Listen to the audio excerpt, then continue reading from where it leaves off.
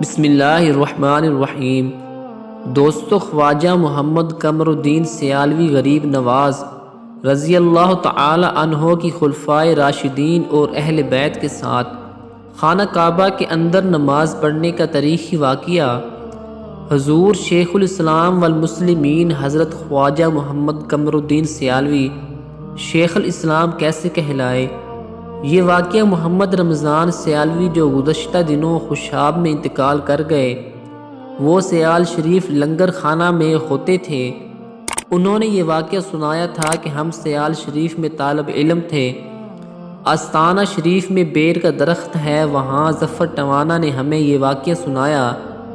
میرے والد گرامی حضور شیخ الاسلام والمسلمین رحمۃ اللہ علیہ کے ساتھ 1932 میں حج پر تشریف لے گئے۔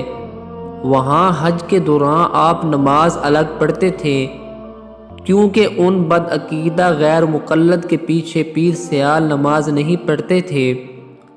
اس وقت کے امام یا قاضی کو پتہ چلا ایک بزرگ ہیں، وہ نماز الگ پڑھتے ہیں۔ انہوں نے ان کو بلا بھیجا، ان بزرگوں کو میرے پاس بلائیں، میں پوچھوں آپ کعبہ کے سامنے بیٹھے رہتے ہیں لیکن جماعت کے ساتھ نماز نہیں پڑھتے، کیا وجہ ہے؟ اس پر قاضی صاحب نے اپنی حکومتی نمائندوں کو کہا، پتہ لگاؤ پاکستان کے کس علاقہ سے یہ بزرگ آئے ہوئے ہیں۔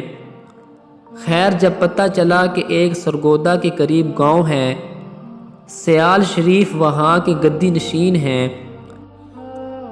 حضور غریب نواز کعبہ کے سامنے بیٹھ کر اللہ پاک سے دعا کرتے رہتے تھے، کاش کعبہ کی دیواریں شیشے کی ہوتی تو میں اندر جو نماز ہوتی ہے ان کے ساتھ پڑھتا۔ یہ ماجرا کئی دن رہا۔ ایک دن جب آپ نماز پڑھنے لگے تو کعبہ شریف کی ظاہری طور پر چاروں طرف کی دیواریں شیشے کی ہو گئیں۔ کیا دیکھا، اندر چاروں صحابہ کرام تمام اہل بیت اطہار نماز پڑھ رہے ہیں اور حضرت علی کرم اللہ وجہ الکریم نماز کی امامت کروا رہے ہیں۔ حضور غریب نواز ان کے پیچھے نماز پڑھ رہے ہیں۔